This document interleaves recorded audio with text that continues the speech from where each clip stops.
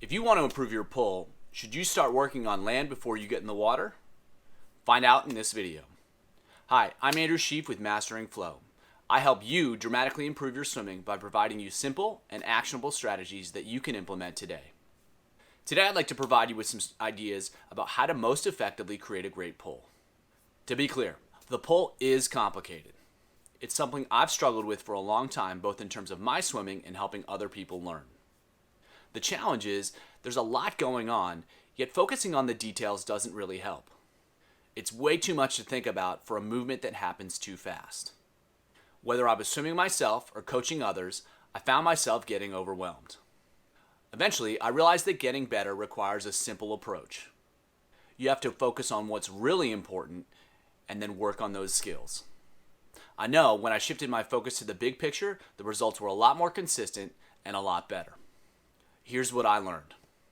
To pull effectively, there are two key skills that you need to execute. You need to set up the stroke and you need to pull straight back. That's it. If you can perform these two skills reasonably well, you're going to improve your pull. And if you want to improve any skill, the fastest and most effective way is to feel it. If you're lucky, simply performing exercises in the water, like this one, will do the job.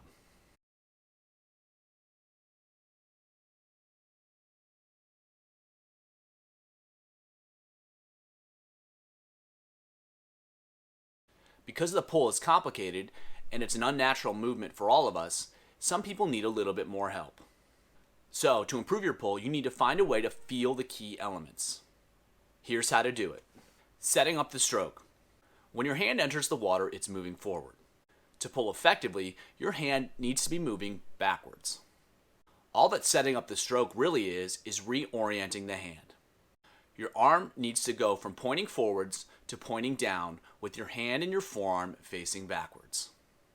You may see or hear some pretty complicated explanations, but that's all there really is to it. Just keep it simple and reorient the arm. Fortunately, you can practice this movement anywhere, and it's really easy to practice in between repetitions when you're in the pool. We'll have more on that in a second. Now, pulling straight back.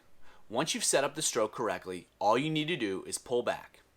It sounds simple, but the execution can be a little tricky because it doesn't necessarily feel like you expect it would. The solution is to put your arms in the right position and then get a feel for that. Here's how to do it. The focus is on getting in the position you want to establish after you set up the stroke and then applying a pressure straight down. It's really useful for feeling what it's like to pull straight back. Pay attention to the muscles you feel working and the pressure you feel on your hands and your forearms.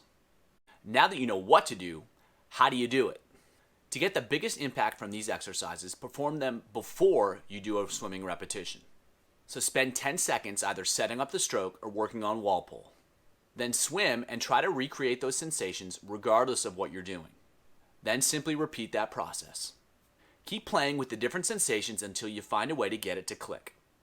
The closer you get to replicating those situations, even if it's only slightly better, is a win, and progress is what you're looking for. Be patient and focus on feel. To get started today, check out these sample sets to put these ideas into practice.